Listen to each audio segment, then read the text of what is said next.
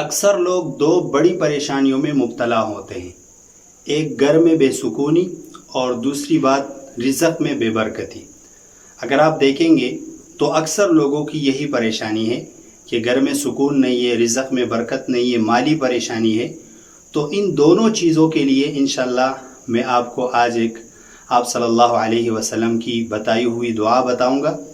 تو انشاءاللہ وہ دعا آپ پڑھیں گے تو یہ دونوں مسئلے حل ہو جائیں گے۔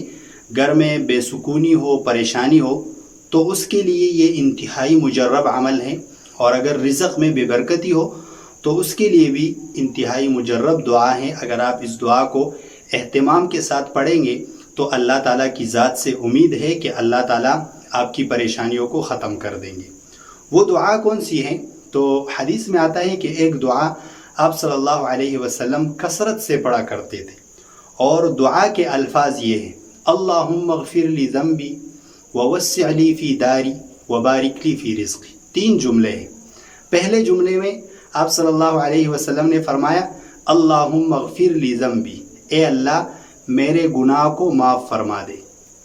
تو یہ امت کے لیے تعلیم ہے، کیونکہ آپ صلی اللہ علیہ وسلم تو گناہوں سے پاک ہیں، تو یا اس سے وہ چیزیں مراد ہے جو گناہ نہیں ہوتے بظاہر، لیکن ایسی کوئی بات ہوتی ہے جو نامناسب ہوتی ہیں، تو آپ صلی اللہ علیہ وسلم نے فرمایا کہ اللہم اغفر لی ذنبی، اے اللہ میرے گناہ کو معاف فرما دیجئے، ووسع لی فی داری، اور میرے گھر میں وسعت پیدا فرما دیجئے۔ اب گھر کی وسعت کیا ہے؟ قرآن میں ہمیں ملتا ہے کہ اللہ تعالیٰ فرماتے ہیں میں نے تمہارے گھروں کو تمہارے لیے سکون کی جگہ بنائی ہے، تاکہ گھروں میں تمہیں سکون حاصل ہو۔ اب ایسے بہت سارے لوگ ہیں کہ ان کو گھر میں سکون نہیں ملتا، یا خواتین بھی گھروں میں پریشان ہیں، مرد بھی پریشان ہے، گھر میں بے سکونی ہے، اور سکون کا کوئی نام و نشان نہیں ہے، اختلافات ہے، یا جو ہے نا گھر میں کوئی بیماری ہے، تو گھر میں وسعت نہیں ہے، پریشانی ہے۔ وسعت کے 2 معنی ہیں، ایک تو یہ ہے کہ آپ کا گھر بڑا ہو، وسیع ہو، لیکن اگر آپ کا گھر بہت بڑا ہے اور وسیع ہے اور اس میں آپ داخل ہوتے ہیں تو آپ کو پریشانی شروع ہو جاتی ہے اور آپ پریشان ہو جاتے ہیں، تو وہ گھر حقیقت میں چھوٹا ہے، کیونکہ گھر کا جو مقصد ہے وہ یہ ہے کہ آپ کو سکون ملے، اور آپ کو گھر میں سکون نہیں ملتا۔ بلکہ اکثر لوگ ہمارے ساتھ رابطہ کرتے ہیں کہ بھائی میرا گھر جانے کو دل بھی نہیں کرتا کہ میں گھر چلا جاؤں، بلکہ وہ باہر خوش رہتے ہیں کہ میں اگر باہر رہوں تو بہتر ہے، کیونکہ گھر میں بے سکونی ہے، بے آرامی ہے۔ تو آپ صلی اللہ علیہ وسلم نے جو دعا ارشاد فرمائی ہے اس میں دوسرا جملہ ہے کہ ووسع لی فی داری، میرے گھر میں وسعت پیدا فرما دیجیے، میرے گھر میں وسعت ہو، پریشانی نہ ہو، تنگی نہ ہو۔